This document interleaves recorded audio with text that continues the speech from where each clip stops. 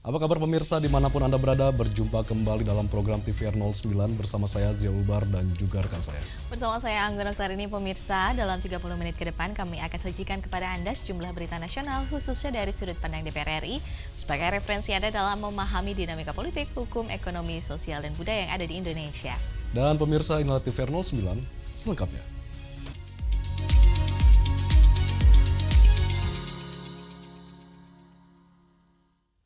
Dalam momentum penyelenggaraan ASEAN Interparliamentary Assembly ke-17 di Jakarta, anggota Badan Kerjasama Antar Parlemen DPR RI Amelia Anggraini tegaskan komitmen memperkuat peran perempuan dan generasi muda sebagai aktor utama dalam menciptakan perdamaian, mencegah konflik, serta menghadapi berbagai tantangan strategis di kawasan.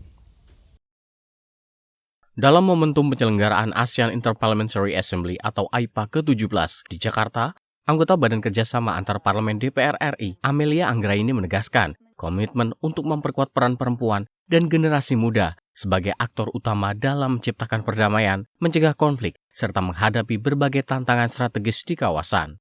Amelia Anggraini menegaskan, perempuan dan generasi muda tidak boleh lagi dipandang hanya sebagai pihak yang terdampak konflik berkepanjangan. Menurutnya, keduanya harus menjadi mitra strategis dalam mendorong terciptanya perdamaian yang berkelanjutan. Untuk itu, ia mendorong keterlibatan aktif perempuan dan generasi muda dalam dialog, penyusunan kebijakan, serta pengambilan keputusan baik di tingkat parlemen maupun pemerintah di kawasan ASEAN. Kita dapat memperkuat partisipasi dan kepemimpinan politik perempuan di negara-negara ASEAN dan Young Parliamentarians of AIPA. Kita dapat memperluas keterlibatan atau perspektif generasi muda dalam merespon berbagai tantangan di kawasan. Namun perlibatan generasi muda ini juga harus menjangkau mereka yang berada di luar parlemen. Kita harus menyiapkan estafet berikutnya kepada generasi muda. Perdamaian yang inklusif itu memastikan bahwa perempuan dan generasi muda itu tidak hanya menjadi penerima manfaat dari perdamaian, tetapi juga memiliki ruang dan suara dalam membangun perdamaian itu sendiri. Amelia juga menekankan, penguatan peran perempuan perlu didukung secara kelembagaan melalui platform Women Political Participation and Leadership untuk meningkatkan partisipasi dan kepemimpinan perempuan di negara-negara ASEAN. Hilman dan Fajar, TVR Parlemen melaporkan. Merespon dugaan penguasaan lahan yang melebihi batas hak guna usaha di Desa Teluk Bayur, Kabupaten Ketapang, Kalimantan Barat, Ketua Komisi 2 DPR RI Muhammad Rifki Nizami di sini menegaskan bahwa penyelesaian permasalahan akan menguatkan perlindungan hak masyarakat tanpa mengabaikan iklim investasi. Merespon dugaan penguasaan lahan yang melebihi batas hak guna usaha di Desa Teluk Bayur, Kabupaten Ketapang, Kalimantan Barat, Ketua Komisi 2 DPR RI Muhammad Rifki Nizami Karsayuda menegaskan penyelesaian permasalahan akan mengutamakan perlindungan hak masyarakat tanpa mengabaikan iklim investasi.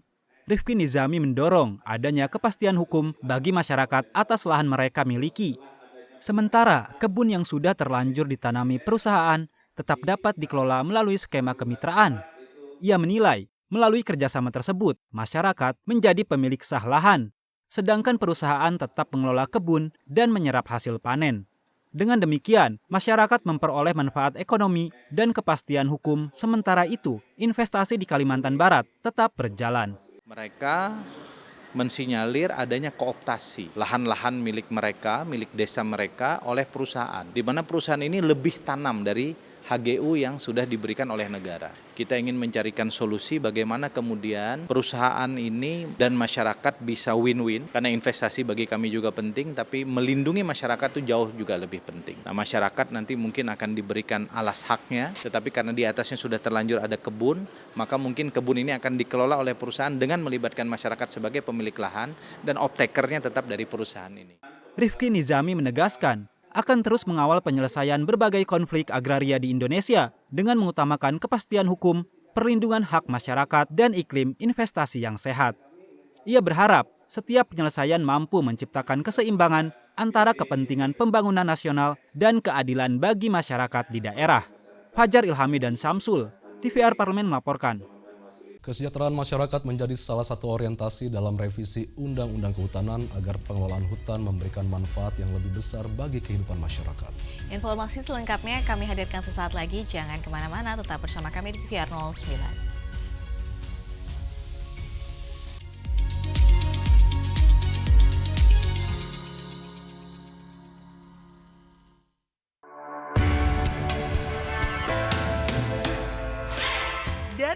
Sidang Senayan, Jakarta, menyajikan liputan langsung kinerja DPR RI.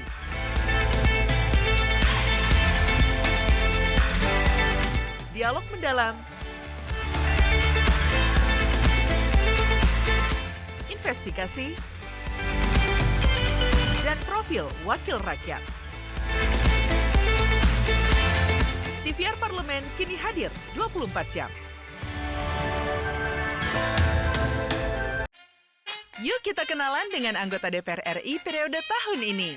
Dari depan kursi, di balik kursi. Gini, di balik kursi. Aku ingin menjadi sesuatu yang mungkin bisa kau rindu. Acap kahiji, rukun sakabehna. Gitulah pokok nama. Semakin penasaran kan bagaimana kiprah karir politiknya? Hanya di TVR Parlemen.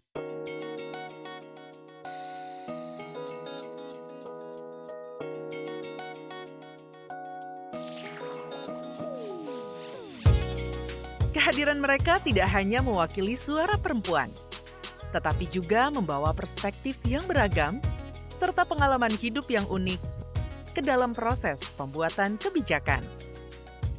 Saksikan Perempuan Parlemen hanya di TVR Parlemen.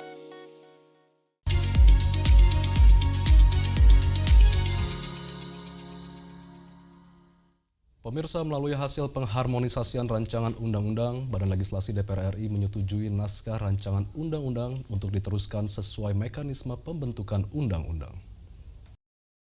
Kesejahteraan masyarakat menjadi salah satu orientasi dalam revisi Undang-Undang Kehutanan agar pengelolaan hutan memberikan manfaat yang lebih besar bagi kehidupan masyarakat.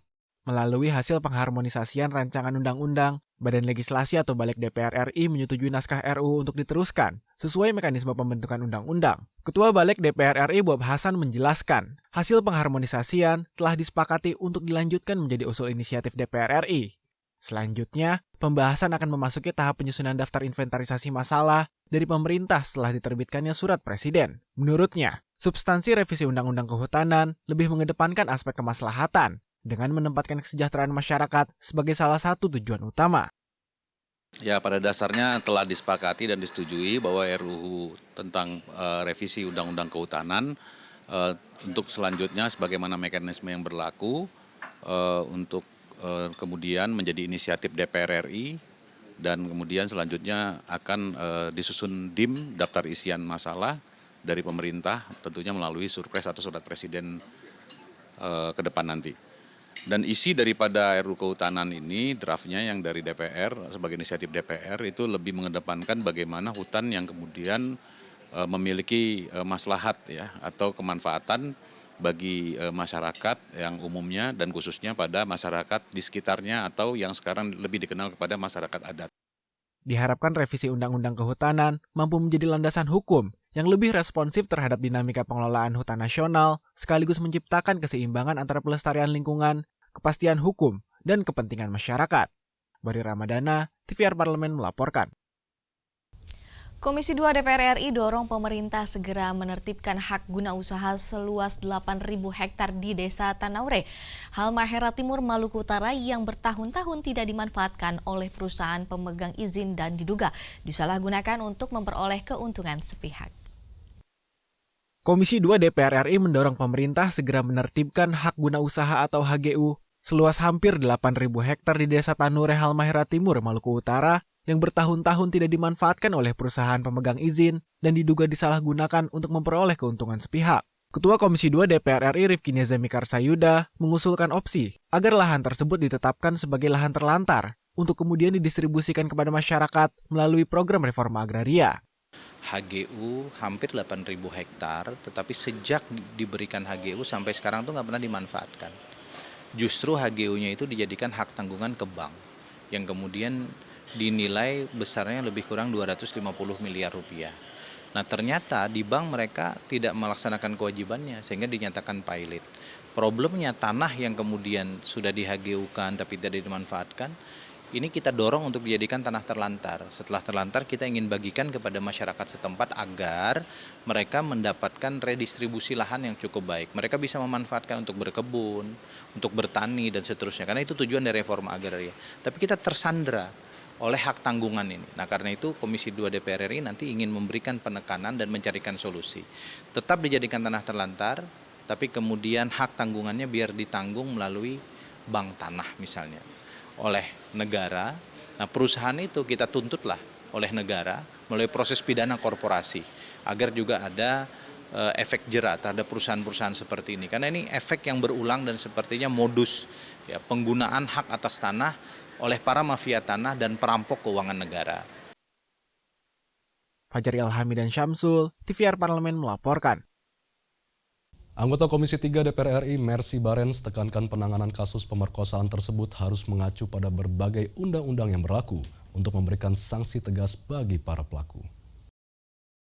Polisi telah menangkap 17 dari 27 pemerkosa perempuan remaja RR di Kabupaten Sampang, Jawa Timur. Tragedi ini terjadi dalam kurun Februari hingga Juni 2026. Anggota Komisi 3 DPR RI menekankan, penanganan kasus pemerkosaan tersebut harus mengacu pada berbagai undang-undang yang berlaku untuk memberikan sanksi tegas bagi para pelaku. Mercy Barens menyebutkan, undang-undang yang bisa menjadi acuan dalam penanganan kasus pemerkosaan terhadap remaja di Sampang, yaitu Undang-Undang Perlindungan Anak, Undang-Undang Tindak Pidana Kekerasan Seksual atau TPKS, dan KUHP yang baru. Jika hasil penyelidikan dan alat bukti memenuhi unsur pemerkosaan atau kekerasan seksual, para pelaku harus dijatuhi hukuman sesuai peran dan perbuatan masing-masing. Untuk itu, penyidik kepolisian diimbau mengidentifikasi secara rinci bentuk kekerasan yang dilakukan setiap pelaku karena Undang-Undang TPKS mengatur berbagai kategori kekerasan seksual, mulai dari pelecehan hingga pemerkosaan. Apakah semua melakukan tindak kekerasan seksual yang sama berjamaah? Satu demi satu dilakukan ya, yang saya masukkan terjadi penetrasi seperti itu, ataukah ada dalam bentuk-bentuk misalnya harassment dalam bentuk yang lain. Jadi kategorisasi terhadap tindak kekerasan seksual terhadap perempuan itu kan cukup banyak di dalam Undang-Undang TPKS. Jadi nanti bisa dilihat sampai dengan pemerkosaan, harassment, wah macam-macam itu ada bentuk-bentuk kekerasan yang terjadi di sana. Dalam hal ini aparat penegak hukum kami berharap untuk dapat menegakkan hukum yang seadil-adilnya. Mercy Barens menambahkan, penegakan hukum atas kasus pemerkosaan remaja di Sampang, selain tegas dan memberikan efek jerah, juga harus berorientasi pada perlindungan dan pemulihan korban. Andini dan Bondan, TVR Parlemen, melaporkan. Pemirsa, akses listrik yang andal menjadi salah satu fondasi penting dalam meningkatkan kualitas hidup masyarakat sekaligus mendorong pemerataan pembangunan hingga ke seluruh pelosok Indonesia. Komitmen menghadirkan layanan kelistrikan yang aman, merata, dan berkelanjutan pun terus menjadi perhatian DPR RI sebagai bagian dari upaya mewujudkan kesejahteraan rakyat. Informasi selengkapnya sesaat lagi, tetaplah di TVR 09.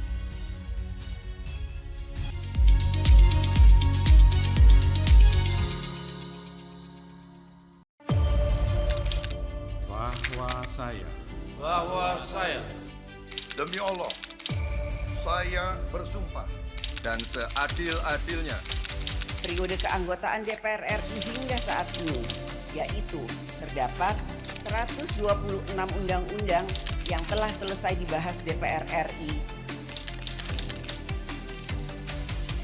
Terima kasih rekan Elisa dan juga Danida. Pemirsa,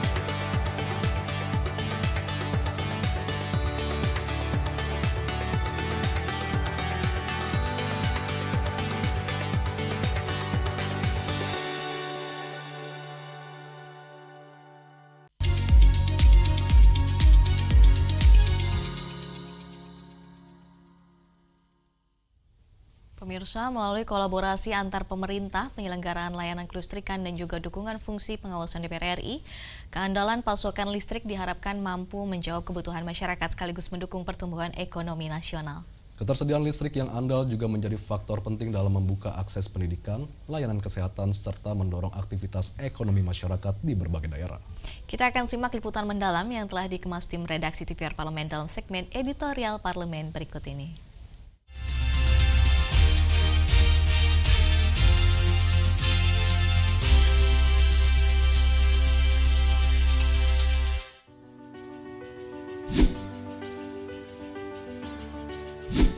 Listrik telah menjadi urat nadi kehidupan modern. Dari menyalakan lampu di rumah, menjalankan aktivitas belajar dan bekerja, hingga menggerakkan industri dan perekonomian nasional. Kebutuhan energi listrik terus meningkat seiring pertumbuhan penduduk, perkembangan teknologi, dan akselerasi pembangunan di berbagai daerah. Di balik kebutuhan yang terus bertambah, Indonesia masih menghadapi berbagai tantangan. Pemerataan akses listrik, keandalan pasokan, keterjangkauan tarif, hingga percepatan pemanfaatan energi baru terbarukan menjadi pekerjaan besar yang harus diselesaikan secara berkelanjutan. Tantangan itu menjadi semakin penting, terlebih di tengah target Indonesia membangun sistem energi yang lebih bersih dan berdaya saing. Pemanfaatan tenaga surya, air, panas bumi, maupun sumber energi terbarukan lain terus didorong untuk mengurangi ketergantungan pada energi fosil.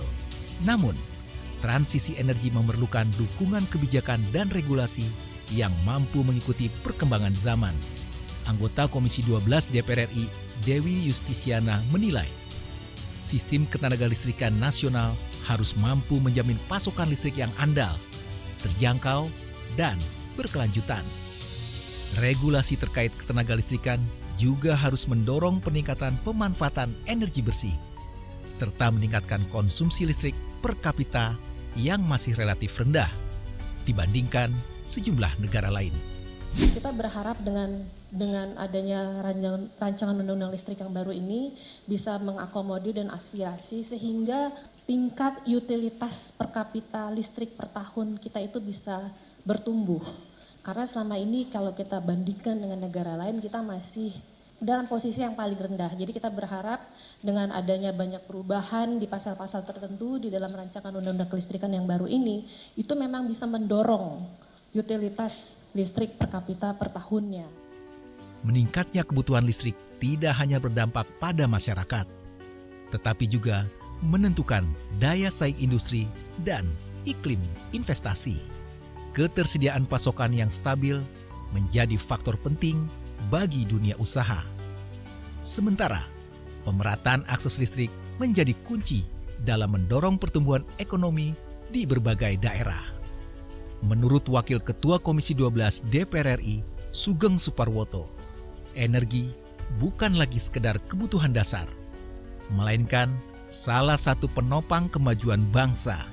Karena itu, kebijakan ketenagalistrikan harus disusun dengan mempertimbangkan aspek keadilan, kepastian hukum, perkembangan teknologi, serta dinamika dunia usaha. DPR fungsi legislasi dalam menyusun undang-undang telah memberi atau telah meminta masukan dari seluruh masyarakat.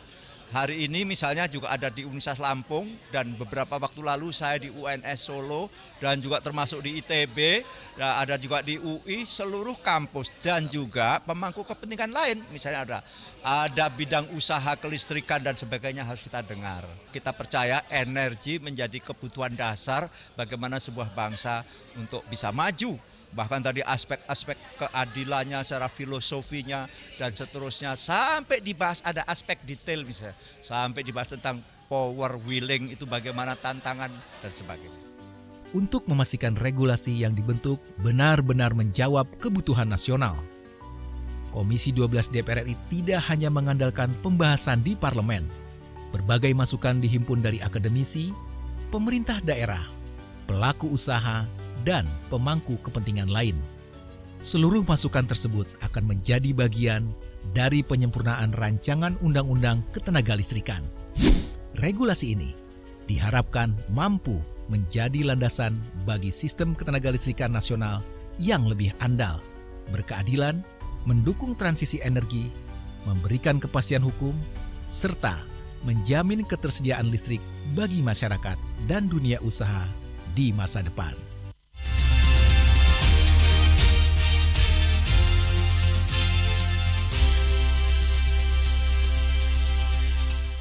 Pemirsa, Museum Bank Mandiri menjadi salah satu bangunan bersejarah di kawasan Kota Tua Jakarta yang menyimpan jejak perkembangan dunia perbankan Indonesia.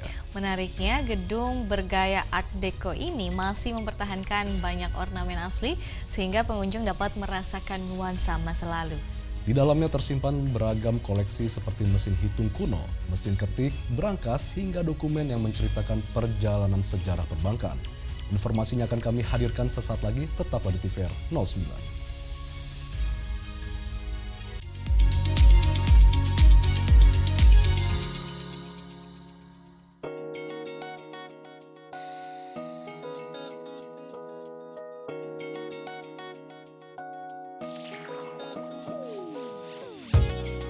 Kehadiran mereka tidak hanya mewakili suara perempuan, tetapi juga membawa perspektif yang beragam serta pengalaman hidup yang unik ke dalam proses pembuatan kebijakan. Saksikan Perempuan Parlemen hanya di TVR Parlemen.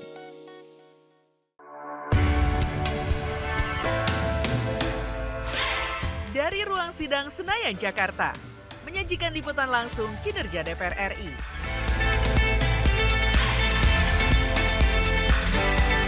Dialog mendalam, investigasi, dan profil wakil rakyat. TVR Parlemen kini hadir 24 jam. Yuk kita kenalan dengan anggota DPR RI periode tahun ini. Dari depan kursi, di balik kursi. Gini, di balik kursi. Aku ingin menjadi sesuatu yang mungkin bisa kau rindu. Acap kahiji, rukun sakabena, gitulah pokok nama. Semakin penasaran kan bagaimana kiprah karir politiknya? Hanya di TVR Parlemen.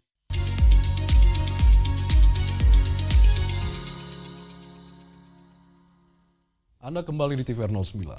Tak hanya menjadi tempat menyimpan koleksi bersejarah, Museum Bank Mandiri juga menjadi sarana edukasi bagi masyarakat tentang perkembangan ekonomi dan keuangan. Perpaduan arsitektur klasik dan nilai sejarah yang kuat menjadikan museum ini sebagai salah satu destinasi wisata edukatif yang patut dikunjungi. Selanjutnya, kita akan menyaksikan Museum Bank Mandiri menelusuri jejak sejarah perbankan Indonesia dalam segmen Intips, Informasi dan Tips berikut ini.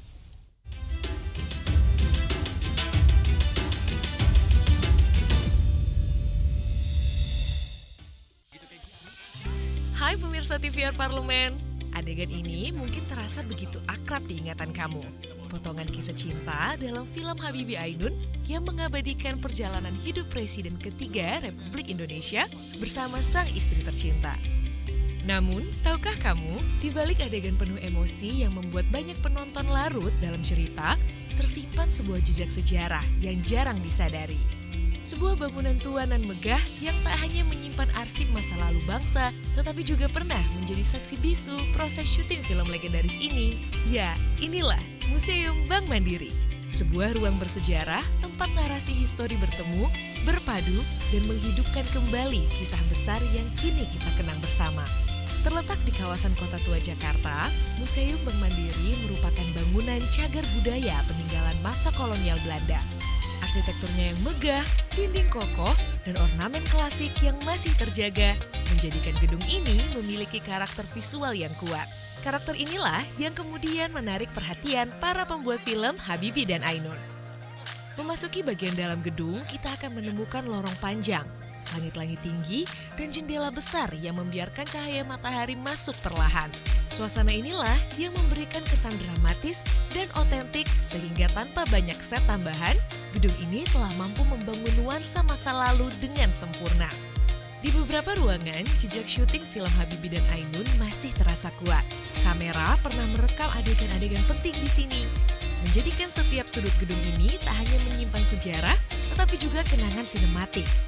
Tak hanya mengandalkan bangunannya, film ini juga didukung oleh berbagai benda kuno yang ada di dalam museum. Mesin tik lawas, mesin hitung manual, telepon kuno, hingga brankas besi besar. Seluruh koleksi ini membantu menciptakan suasana yang sesuai dengan zaman yang dihadirkan dalam sinema. Detail-detail kecil inilah yang seringkali tak terlihat penonton, namun justru menjadi kunci kekuatan sebuah film. Karena setiap benda di sini pernah menjadi bagian dari kehidupan nyata masa lalu. Bukan sekadar properti, melainkan saksi bisu perjalanan histori. Hari ini, Museum Bank Mandiri terbuka untuk umum loh.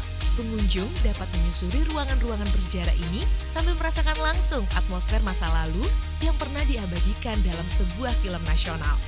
Lorong-lorong panjang, pilar-pilar kokoh, dan detail arsitektur klasik menjadi latar bagi cerita yang pernah hidup di layar lebar. Membuat pengunjung seakan melangkah ke dalam sebuah adegan karya visual. Berkunjung ke sini bukan hanya belajar tentang sejarah perbankan dan perjalanan ekonomi bangsa, namun juga mengenal bagaimana sejarah dapat dihadirkan kembali, dihidupkan lewat visual, dan dirasakan melalui pengalaman langsung di setiap sudut ruangannya. Museum Bank Mandiri adalah tempat di mana masa lalu tak hanya disimpan, tetapi juga diceritakan kembali. Dari bangunan kuno yang menyimpan jejak zaman, benda-benda bersejarah yang menjadi saksi perjalanan bangsa, hingga kisah cinta yang pernah hidup dan menyentuh hati di layar perak. Di setiap sudut ruangan ini, waktu seakan berhenti sejenak, membiarkan kita menyelami masa lalu, mengenang perjalanan, dan memahami makna dari setiap cerita yang pernah terjadi. Semuanya menyatu di sini, histori, budaya, dan emosi manusia, dalam satu ruang bersejarah yang tak hanya mengajak kita melihat, tetapi juga merasakan. Dan pada akhirnya, membawa kita pulang dengan ingatan dan pemaknaan baru tentang sejarah yang kita miliki.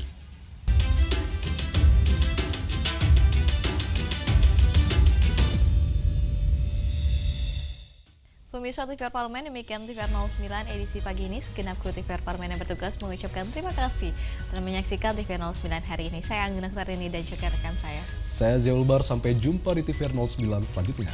TVR Parlemen, Preferensi Indonesia.